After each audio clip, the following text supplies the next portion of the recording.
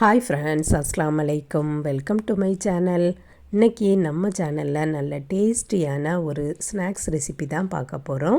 அதுக்கு முன்னாடி நம்ம சேனலை சப்ஸ்கிரைப் பண்ணாதவங்க சப்ஸ்கிரைப் பண்ணிடுங்க. பக்கத்தில் இருக்கக்கூடிய பெல் ஐக்கானையும் கிளிக் பண்ணுங்கள். இப்போ நம்ம வீடியோக்குள்ளே போகலாம். ஒரு பாத்திரம் எடுத்து அதில் 1 கப்பு அரிச்ச மைதா மாவு போட்டிருக்கேன். அதுக்கப்புறம் ஒரு முட்டையும் உடைச்சி ஊற்றிடலாம். தேவையான அளவு உப்பு போட்டுக்கலாம். நம்ம இப்போ செய்ய போகிற ரெசிபிக்கு பேர் ஸ்ப்ரிங் ரோல். இந்த ஸ்ப்ரிங் ரோலுக்கு ஷீட்லாம் கடையில் விற்கும். அதை வாங்கி கூட நிறைய பேர் பண்ணுவாங்க. நிறைய பேர் மாவு பிசைஞ்சு அப்படி பண்ணுவாங்க. இது ரொம்பவே ஈஸியான மெத்தட். மாவை நல்லா மிக்ஸ் பண்ணி விட்டுட்டு கொஞ்சம் கொஞ்சமாக தண்ணீர் ஊற்றி இதை நல்ல ஒரு லிக்யூடு டோவாட்டு நம்ம மிக்ஸ் பண்ணிக்கிடலாம். மிக்சர் ஜாரில் போட்டு அடிக்கன்னா கூட அடித்து எடுத்துக்கலாம். கட்டிகள் இல்லாமல் நல்லா மிக்ஸ் பண்ணி எடுக்கணும். இந்த மாதிரி கன்சிஸ்டன்சியில் நம்ம மிக்ஸ் பண்ணி எடுத்தாச்சு. ரொம்ப தண்ணியாகவும் இருக்கக்கூடாது, ரொம்ப கட்டியாகவும் இருக்கக்கூடாது.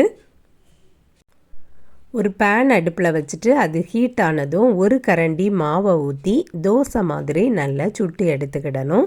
இதை திருப்பி போட வேண்டிய தேவையெல்லாம் இல்லை. தோசை ஊற்றுனதுமே இந்த மாதிரி குக் ஆயிரும். இதை நம்ம எடுத்துடணும். இதே மாதிரியே எல்லாத்தையுமே சுட்டு சுட்டு எடுக்கணும். 1 கப்பு மாவுக்கு 1 முட்டை போட்டிருக்கிறதுனால இந்த தோசை நல்ல சாஃப்டாட்டி இருக்கும். நம்ம சுட்டு எடுத்ததில் ஏற்கனவே நான் ஸ்டஃபிங் ரெடி பண்ணி வச்சுருக்கேன். அந்த ஸ்டஃபிங்கையும் வச்சுட்டு நமக்கு எந்த ஷேப்பில் வேணுமோ அந்த ஷேப்பில் இதை ரோல் பண்ணி எடுக்கணும். இந்த ஸ்டஃபிங் நான் ஏற்கனவே சமோசாக்கு கட்லெட்டுக்கெலாம் செய்த ஸ்டஃபிங் தான். மிக்ஸ் பண்ணி வச்சுருக்க மாவில் இருந்து லைட்டாக எடுத்து நம்ம இதில் அப்ளை பண்ணிக்கிடலாம் கம் மாதிரி. ஸ்டஃபிங் வெளியிலலாம் வராது, அந்த அளவுக்கு நம்ம கவர் பண்ணிக்கிடலாம்.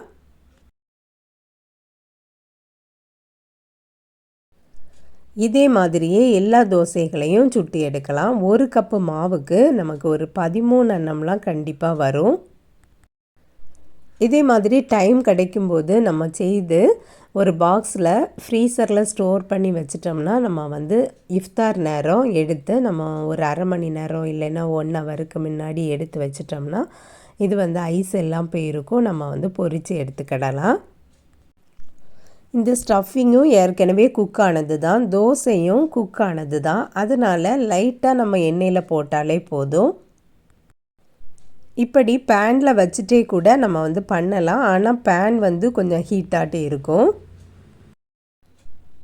அதுக்கப்புறம் நான் 2 முட்டையை மிக்ஸ் பண்ணி எடுத்து வச்சுருக்கேன். பிரெட் க்ரம்ஸும் எடுத்து வச்சுருக்கேன். எல்லாம் சுட்டு ரெடியாகிட்டே இருக்குது. இந்த முட்டையில் நல்லா மிக்ஸ் பண்ணிவிட்டு பிரெட் க்ரம்ஸில் அப்ளை பண்ணி வச்சிடலாம். இந்த மாதிரி பொரிக்கும்போது ரொம்பவே டேஸ்டாகிட்டே இருக்கும். எண்ணெயில் போட்டு பொரித்து எடுக்காட்டாலும் லைட்டாக கொஞ்சமாக எண்ணெய் ஊற்றி திருப்பி திருப்பி போட்டு கூட எடுத்துக்கிடலாம். எண்ணெய் யூஸ் பண்ணாதவங்களுக்கு அது யூஸ்ஃபுல்லாகிட்டே இருக்கும். இதே மாதிரியே எல்லாத்தையும் ரெடி பண்ணி எடுத்து வச்சிடலாம். சமோசா சீட் ரெடி பண்ணுறது எப்படிங்கிற வீடியோ ஏற்கனவே அப்லோட் பண்ணியிருக்கேன். பார்க்காதவங்க டிஸ்கிரிப்ஷன் பாக்ஸில் லிங்க் கொடுக்குறேன், செக் பண்ணி பார்த்துக்கிடுங்க. எல்லாம் ரெடி பண்ணியாச்சு. இப்போதைக்கு தேவையானதை மட்டும் பொரிச்சிட்டு மீதியை ஃப்ரீசரில் ஸ்டோர் பண்ணிடலாம். பேனில் எண்ணெய் ஊற்றிருக்கேன். அது ஹீட் ஆனதும் நம்ம ஒவ்வொன்றா போட்டு எடுத்துக்கலாம். ஃபஸ்ட்டு ஒன்று மட்டும் கொஞ்சம் லேட் ஆகும், ஏன்னா எண்ணெய் சரியான சூட்டுக்கு வந்திருக்காது. அதுக்கப்புறம் எல்லாம் ஈஸியாக முடிஞ்சிடும். கோல்டன் ப்ரௌன் வர்றது வரை அடுப்பில் போட்டுட்டு எடுத்துடலாம். இந்த ஸ்நாக்ஸ் பார்த்திங்கன்னா பார்க்கவே ரொம்ப அழகாக இருக்குது. சாப்பிடவும் நல்லாயிருக்கும். மேலே கிறிஸ்பியாகவும் உள்ளுக்கு சாஃப்டாகவும் இருக்கும். எண்ணெயும் குடிக்காது. நான் செய்துட்ருக்க இந்த ஸ்ப்ரிங் ரோல் ரெசிபி உங்களுக்கு பிடிச்சிருந்தனா இந்த வீடியோவுக்கு ஒரு லைக் போட்டுருங்க. சப்ஸ்கிரைப் பண்ணலைன்னா சப்ஸ்கிரைபும் பண்ணிடுங்க.